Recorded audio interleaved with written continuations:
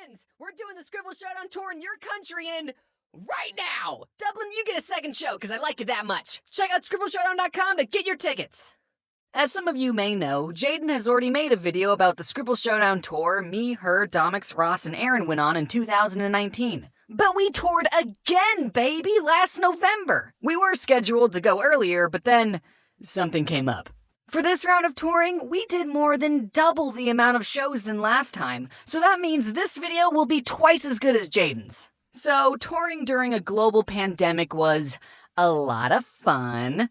Anytime we had a day off, everyone on the crew had to take a rapid test, and people coming to the shows needed a proof of vaccine to get inside, and worst of all, we weren't able to say hi to people after the show. I know a lot of people waited outside in the cold for us to come out, only to see us at a distance load ourselves into the bus in our PJs, going, "Sorry, we're not allowed, we have to stay in our bubble." Before the tour even started, we had a big problem. Domix couldn't get his Canadian visa approved to come work in the US, so he was unable to tour with us. But luckily, we found a sub for Dom, someone who loved maple syrup just as much as Dom and was willing to drop everything and tour with us for a whole month, Emily from the channel Emarichu. And she killed it on stage, like straight up murder. She was super funny, artistic, and she drew these awesome pictures of all of us and just...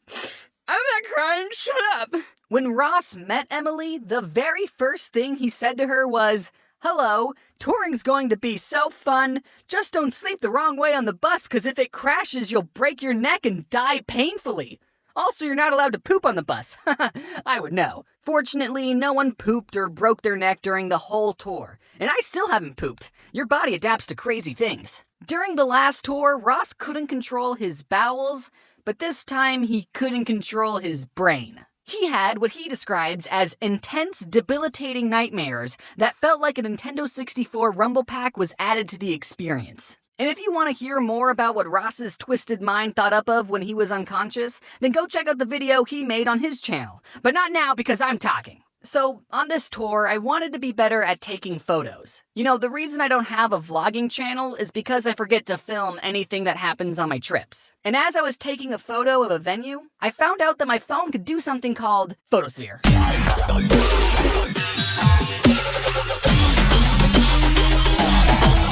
Photospheres are full 360-degree photos that show you everything at every angle. Here's a picture of the venue, and here's what the ground looked like. They're the superior way of taking photos. I took a photosphere of every venue. Hey, you know what else is round and cool? That's a great question. It's the type of question we got asked in our VIP Q&A panel. Before every show, the 5 of us would go out and do a Q&A panel for the people who bought VIP tickets. And 93.75% of the Q&As were absolutely fine. One time, someone asked a question that was directed at their fiancé, and it was, "Will you marry me?" Oh, I'm gonna take a photosphere of this. Hold on, you'll need to stay still for like 2 minutes. I wish that question was directed at me. I would have loved to kiss someone on tour. Anyways, one of the cues we got was a little odd. I'm not gonna tell you which show this was at, but it was in Florida, because of course it was. There was one guy in the audience wearing a suit who was reaching his hand so high up that his butt was out of his chair and he was visibly shaking with excitement. So given how urgent this guy was being, Aaron called on him, but now we know not to call on those types of people. You in the suit. The guy stands up screaming, "Yes! Thank you!" And he goes on a long-winded explanation saying, "Look, I'm 26 years old. I'm not getting any younger. I want to do what you do." Okay. What's your question? My question is that I want to make a bet with all of you that in 1 year I'm going to be up on stage with you performing at Scribble Showdown. I wanted to say, I bet $1 million because we're not holding auditions. But instead, I said, I love your enthusiasm. That's great. But don't quantify your success into a certain time frame because that's only going to set yourself up for failure. Especially on the internet, growing an audience takes time and luck. Nothing is ever guaranteed. And we told him good luck and started answering other cues. And then at the end of the Q&A, as we were walking off stage, the guy screamed out, "See you in a year!" And that made me upset because he didn't listen to anything I just said. To his credit, he'll definitely be remembered. Not in the way he wants to, but remembered. And he's coming on tour with us next year, so, be on the lookout for that. Another fun fan interaction that happened was in the freezing state of Chicago. We arrived in Chicago a day early, so me and Emily decided to walk to The Bean. Now, I have been told that The Bean is not called The Bean, and the artist actually wants it to be called something else. So as we walked up to The Bean, I kept chanting, "It's the Bean, it's the Bean." I took some photospheres, and as we started to leave, we passed another group who were chanting, "It's the Bean, it's the Bean." And I thought, wow, those guys are annoying.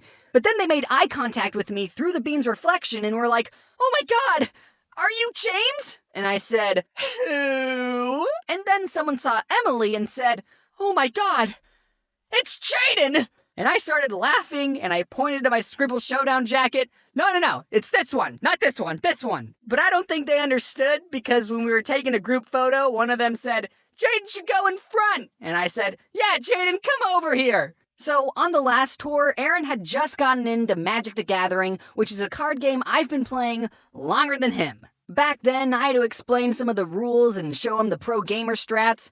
But during 2019 to 2021, Aaron got really into Magic. He knows the name of every single card and what it does. Like, I'll pull a card from a pack and he'll be like, "Oh, nice, Branching Evolution. That's like a worse doubling season. But you could combo it with the Colossal Dreadmaw and the Truffle Mixer." No, the Truffle Mater, and get Gary out on turn 5. Gary's what the community calls the Grey Apostle. What? At one of the venues we stayed at, I noticed that there was a random 2 of diamonds glued to the ceiling. So I says to Aaron, "Hey Aaron, say a card, any card." 7 of clubs. No, lower. 3 of clubs. Lower. 2 of clubs. Okay, now change the suit.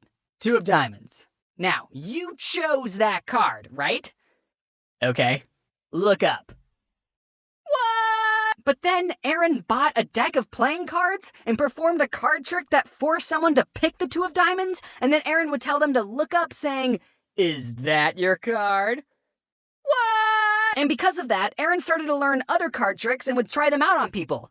So I don't want to take any credit for Aaron's hobbies, but I totally got him into Magic, and I got him into Magic. While we were on tour, we got invited to be a part of Jacksepticeye's #ThankMiss livestream that was raising money to build homeless shelters.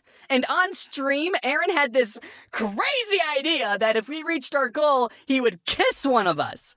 And then we reached our goal, and then nothing notable happened. If this show sounds like a lot of fun and you want to come see all of us play drawing games live, and you live in Europe, then great news! We have a Europe tour scheduled for April. Get your tickets on the Scribble Showdown website, and next time we plan on touring in the States again, I'll let you know. But for now, thank you everyone who came to a show, unless you live in Brooklyn. Thank you all for watching, and thank you everyone on the Real Good Touring team who babysat us for a month and made the show possible. Touring with you was a blast.